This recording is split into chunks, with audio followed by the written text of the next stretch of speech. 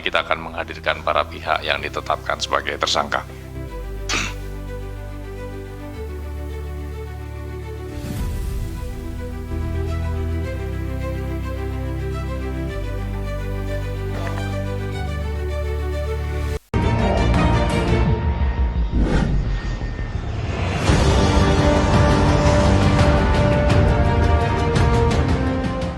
Waktu subuh, kita akan berlanjut untuk konferensi pers terkait dengan kegiatan penangkapan para terduga pelaku tindak pidana korupsi berkaitan dengan suap proyek di wilayah Kabupaten Bekasi.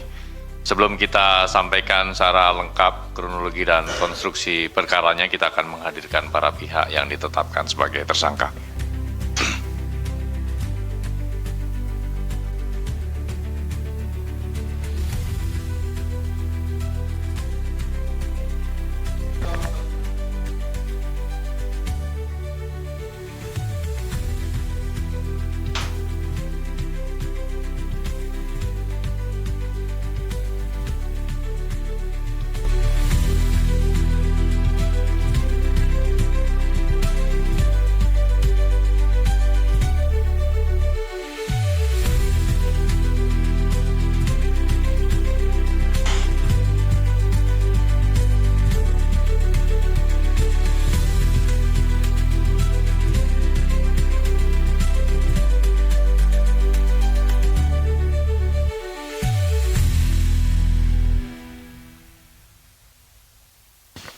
Baik, cukup teman-teman. Silahkan bisa kembali ke tempat.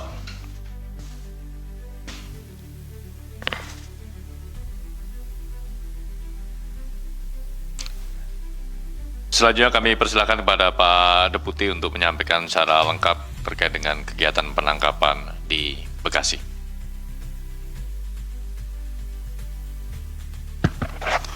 Baik, terima kasih Mas Jubir. Bismillahirrahmanirrahim. Assalamualaikum warahmatullahi wabarakatuh. Waalaikumsalam. Selamat pagi dan salam sejahtera bagi kita sekalian. Yang saya hormati Mas Jubir, yang saya hormati, saya cintai dan saya banggakan rekan-rekan jurnalis yang membersamai kami dari sejak kemarin, tadi malam berikutnya, dan sampai pagi hari ini.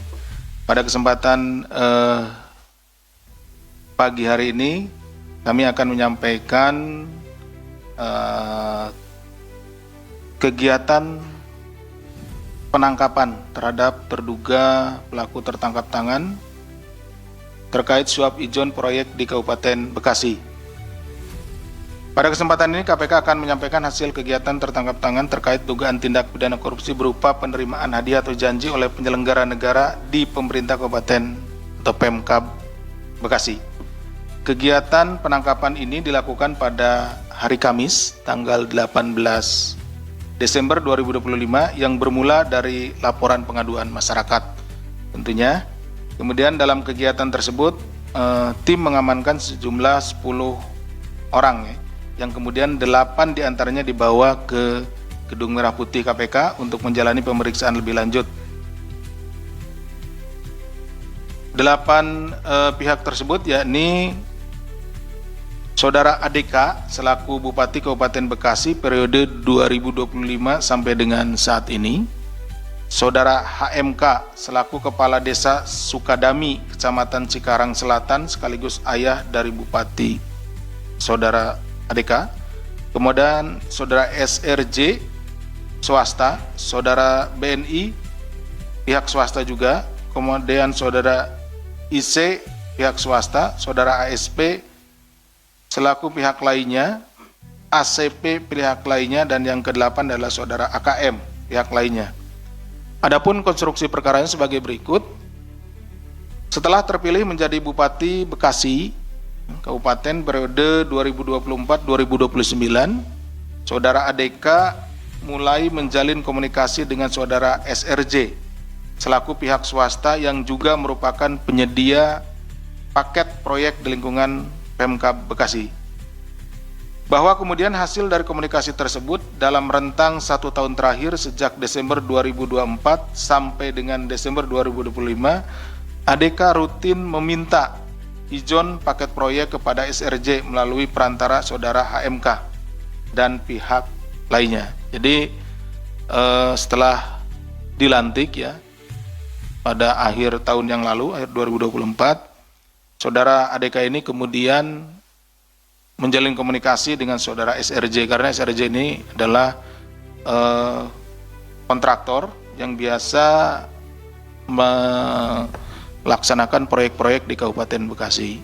Nah, setelah itu karena ini juga belum ada ya untuk uangnya, maka proyek-proyek yang nanti akan ada di tahun 2026 dan seterusnya gitu ya, itu sudah dikomunikasikan dengan saudara SRJ dan sering meminta sejumlah uang, padahal proyeknya sendiri belum ada gitu ya, seperti itu. Kemudian total ijon yang diberikan oleh SRJ kepada ADK bersama-sama HMK mencapai 9,5 miliar. Pemberian uang dilakukan dalam 4 kali penyerahan melalui para perantara. Selain aliran dana tersebut, sepanjang tahun 2025, ADK juga diduga mendapat penerimaan lainnya yang berasal dari sejumlah pihak, sehingga totalnya 4,7 miliar. Dalam kegiatan tangkap tangan ini, KPK turut mengamankan barang bukti di rumah ADK berupa uang tunai 200 juta, di mana uang tersebut merupakan sisa setoran ijon keempat dari SRJ pada ADK melalui para perantara. Jadi tadi disampaikan bahwa pekerjaannya belum ada, tapi kan biasanya pekerjaannya berulang. Infrastruktur kan seperti itu ya, infrastruktur nanti ada jalan, jembatan, bangunan-bangunan pemerintah dan lain-lainnya. Nah, dia sudah mulai ijon, itu seperti itu. Setelah dilakukan pemeriksaan intensif pada tahap penyelidikan dan telah ditemukan dugaan peristiwa tindak pidananya, hasil dari informasi yang disampaikan oleh para saksi dan juga keterangan-keterangan serta bukti yang kami peroleh, maka perkara tindak pidana korupsi di Kabupaten Bekasi ini diputuskan untuk naik ke tahap penyidikan. Kemudian setelah ditemukan kecukupan alat bukti, KPK menetapkan 3 orang tersangka, yaitu saudara ADK, Bupati Kabupaten Bekasi periode 2025 sampai dengan sekarang, saudara HMK, Kepala Desa Sukadami, Kecamatan Cikarang Selatan, sekaligus juga ayah dari Bupati, dan saudara SRJ selaku pihak swasta. KPK selanjutnya melakukan penahanan terhadap para tersangka untuk 20 hari pertama sejak tanggal 20 Desember 2025 sampai dengan 8 Januari 2026.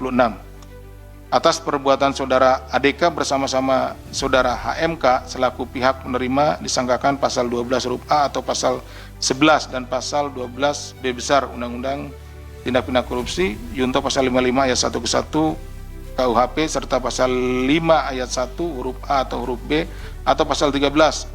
Ini untuk pemberinya, TPK Yunto pasal 55 ayat 1 ke 1 KUHP. Jadi ada penerima dan pemberi, penerima suap dan pemberi.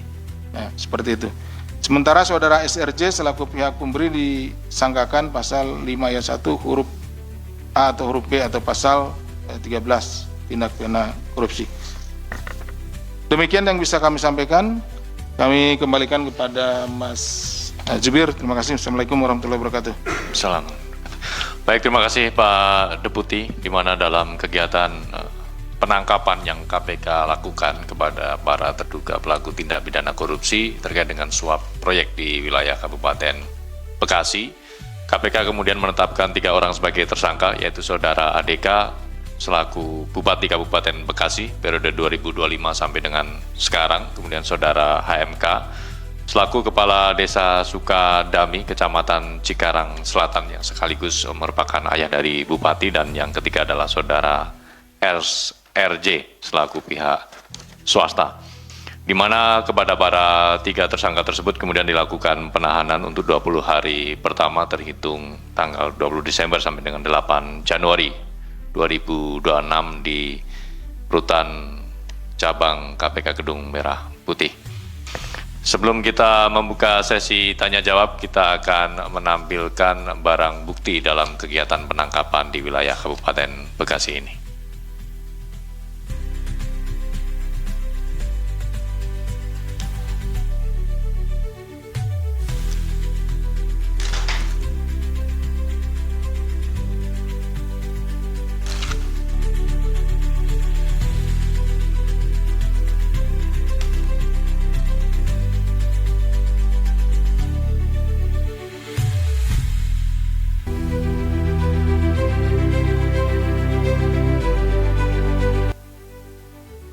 Adapun barang bukti ini senilai 200 juta rupiah yang diamankan di rumah saudara ADK yang merupakan sebagian dari atau sisa setoran ijon proyek yang keempat dari saudara SRJ selaku pihak swasta kepada Bupati.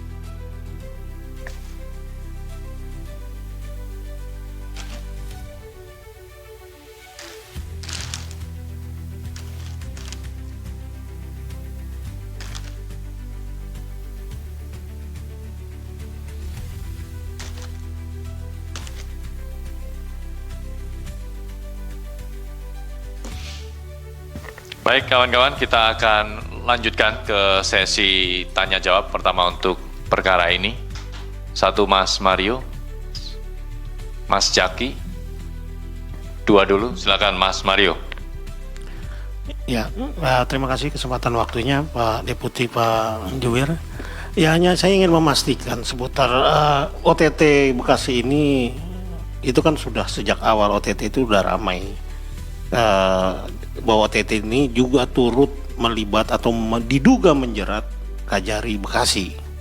Nah, dalam kronologis itu sama sekali tidak ada bunyinya, bahkan peristiwa atau pengembangan informasinya sudah bahkan yang bersangkutan ES ini, inisial Kajari ini diduga bahkan sempat lari atau ya ini memperjelas ya lari atau dilarikan misalkan ke Gedung Bundar. Ini kan jadi agak-agak sumir ini kan yang nantinya kelamaan nggak diungkap ini jadi bau anyir soal yang negatif gitu loh. Apakah bisa dijelaskan apakah benar ini melibatkan Kajari Bekasi berinisial ES, yang kemudian juga apakah benar lari dan minta perlindungan ke Gedung Bundar, dan kemudian dari beberapa pertanyaan juga dari teman-teman jurnalis kan sekelas Kajari rumahnya di Pondok Indah, ini kan luar biasa. Eselon berapa sih Kajari gitu bisa beli puluhan miliar rumah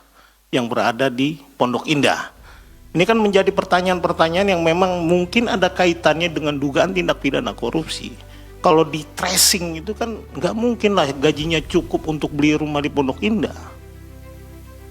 Ya kan ini hal-hal kayak gini kan bisa menjadi pemicu bahwa ini bisa menjadi persoalan mengganggu marwah atau tidaknya institusi itu dengan hal-hal yang harus lebih clear dalam hal-hal seperti ini. Itu penegasan itu aja, bisa didetailkan sedikit Pak Deputi. Makasih.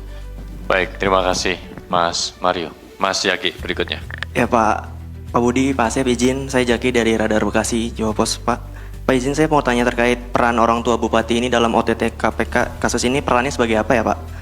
Dia sebagai apa dalam kasus suap tersebut? Kemudian yang kedua, pihak swasta ini mungkin bisa dijelaskan dari mana asalnya Pak? Dari Bekasi atau mungkin dari Jakarta atau dari mana? Kemudian yang tiga itu Pak, terkait modus operandi yang katanya ada 3 kantor dinas di sana Kabupaten Bekasi disegel tuh Pak. Namun pejabatnya bersangkutan tidak terjaring OTT ini. Apakah akan ada potensi dikaitkan juga dalam di kasus suap ini? Seperti itu Pak. Mas, baik, terima kasih. nambahin satu ya, aja. Silakan, Mas Mario. Ya ini yang menarik tadi yang disampaikan kawan dari Radar tadi itu soal peran dari Bapak dari Sang Bupati itu tidak disebutkan. Padahal kita tahu dia merupakan kepala desa dari Sukadami ya. Dan informasi yang beredar bahwa dia yang menguasai semua wilayah di perindustrian Cikarang. Nah ini menarik nih. Nah hal-hal kayak gini apakah KPK akan mendalami atau bahkan sudah ada interseksinya kasus ini dengan peran sang ayah. Karena ini beliau ini legend. Beliau ini legend dan punya nama besar di Bekasi. Artinya pengaruhnya saja bisa laku dijual. Nah apalagi anaknya sudah menjadi pucuk pimpinan di Bekasi. Nah sama sekali tidak disebutkan dalam konstruksi perkara peran beliau ini. Kira-kira bisa disampaikan sedikit apa peran Haji Kunang ini dalam kasus ijon proyek gitu. Makasih. Terima kasih Mas Mario sekaligus memberikan informasi yang sangat lengkap. Ada lagi mungkin supaya 3 cukup. Baik Pak Deputi, monggo Pak. Baik, terima kasih Mas Jubir, terima kasih Mas Mario dan Mas Jaki. Salam kenal Mas Jaki. Jauh-jauh dari Bekasi. Dari kemarin kayaknya ya. Dari Bekasi, Pak. Oh iya, betul, dari Bekasi, bukan dari kemarin. Nah, gitu. Kayaknya habis sholat subuh langsung ini moncer. Mas Mario, terkait dengan beberapa pihak yang yang berkembang di informasinya, keterlibatan beberapa pihak ini tentunya turut kami bahas di dalam expose ya. Tapi yang ditetapkan naik ke penyidikan adalah tentunya para terduga yang memang sudah memenuhi kecukupan alat buktinya, gitu ya. Jadi semua pihak yang terlibat dibahas seperti itu. Nah, yang ditetapkan hari ini adalah yang sudah memenuhi kecukupan alat buktinya. Jadi yang tadi kita sampaikan ada berapa ya?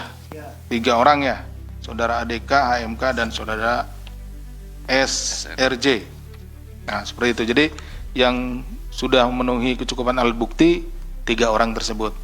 Salah satunya adalah HMK. Ini yang menjadi pertanyaan berikutnya ya dari Mas Mario. HMK itu apa perannya? Dan juga dari Mas Jaki ya. HMK itu perannya itu sebagai perantara. Jadi ketika SRJ ini ya diminta, nah HMK juga minta gitu.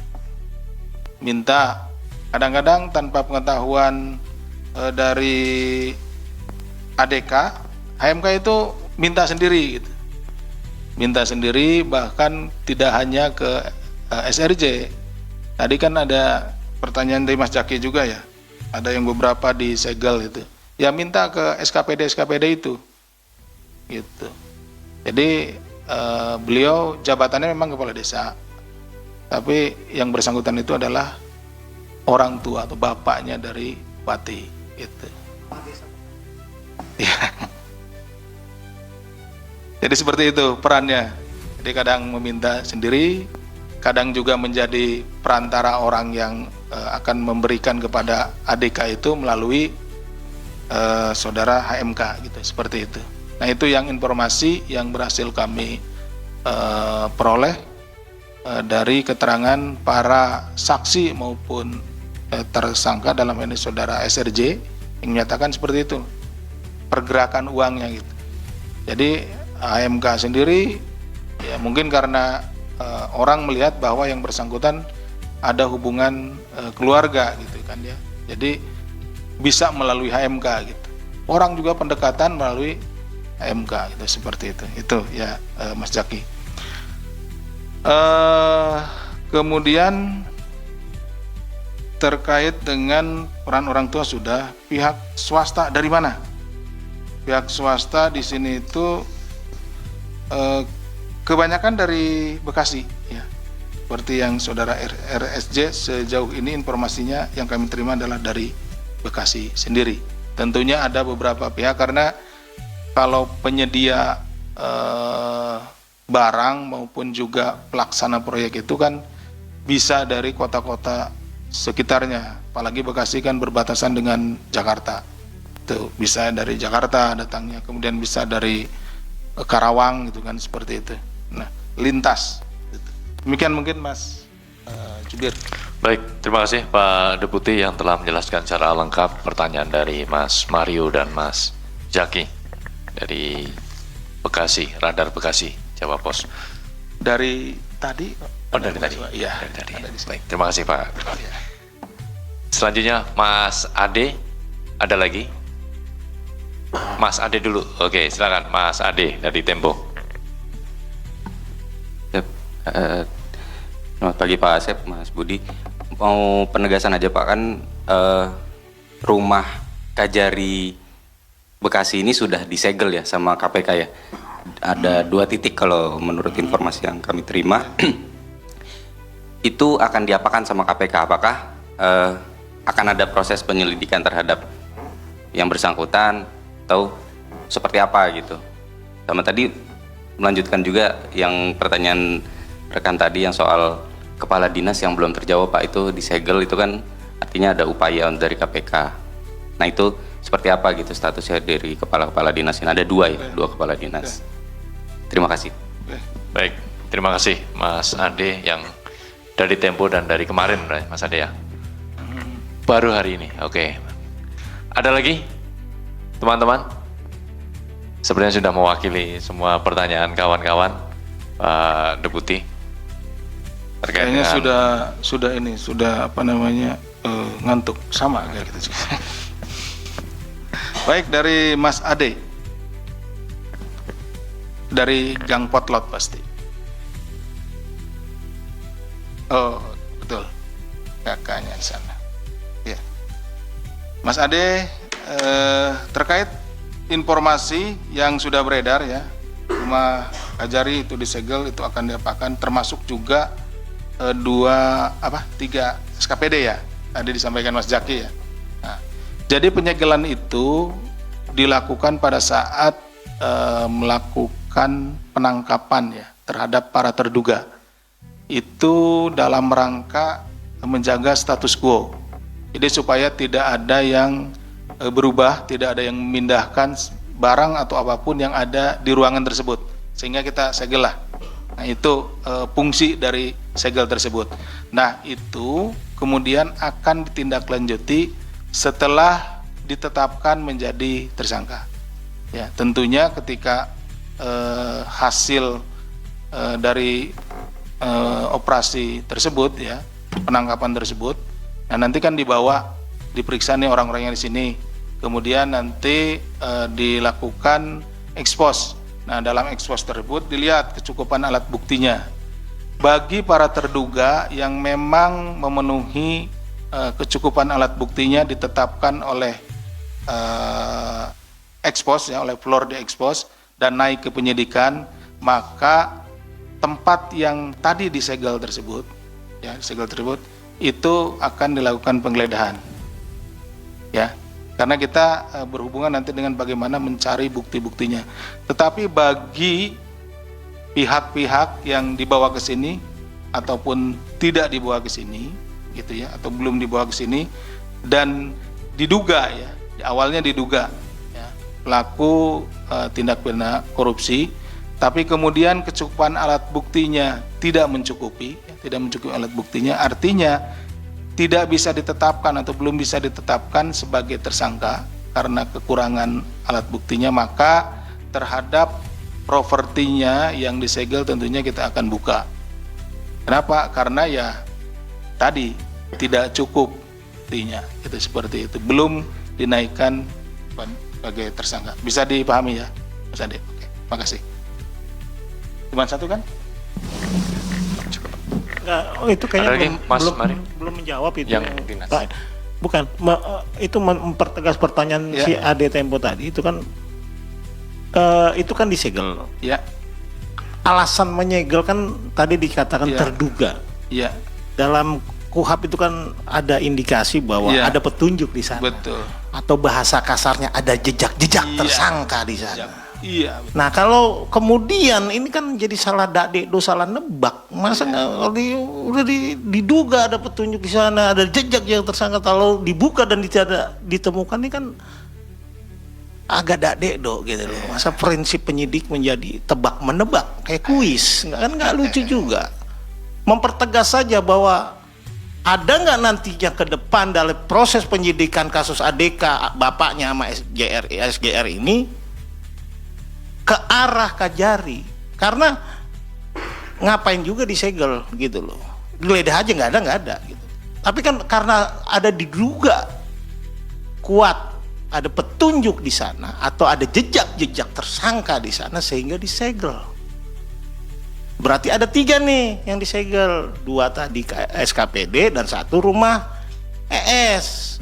Apakah memang rangkaiannya tiga? Iya. Jadi 4 mungkin ya. 3 kan? Iya.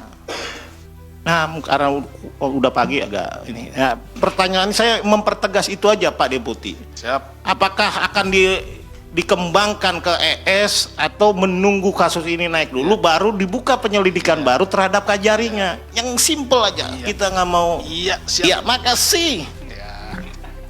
Pasti ini kakaknya yang tadi Mas Ade kan? Ini kakaknya kelihatan di depan. Jadi begini, Mas Mario. Menyambung juga tadi jawaban saya ke Mas Ade. Jadi ketika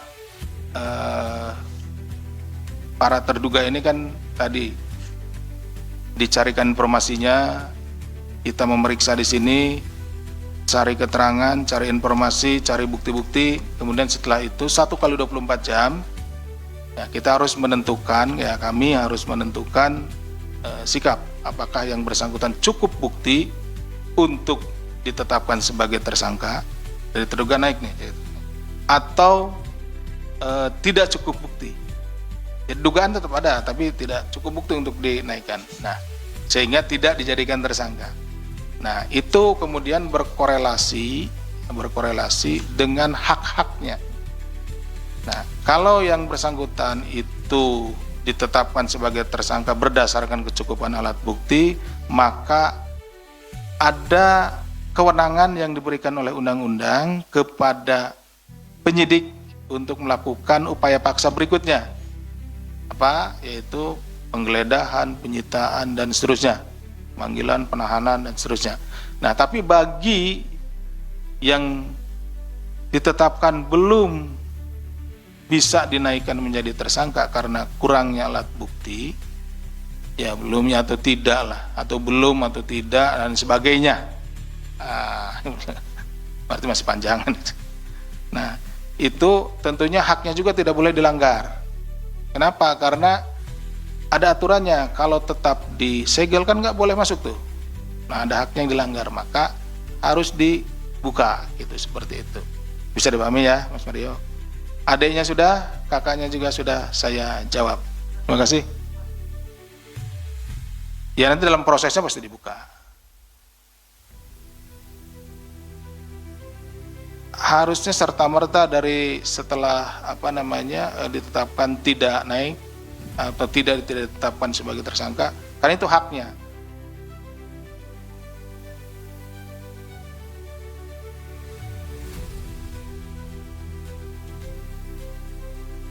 Ya belum dong. Kenapa? Karena kalau harta kekayaan seseorang itu bisa saja dari waris atau hal lain yang sumber-sumber yang sah gitu. Ya bisa. Gitu Mas Budi. Baik, terima kasih Pak Deputi. Mas Ade, Mas Yaki, Mas Mario semuanya sudah lengkap Selesai ya? terjawab ya. Iya. Selesai. Mari.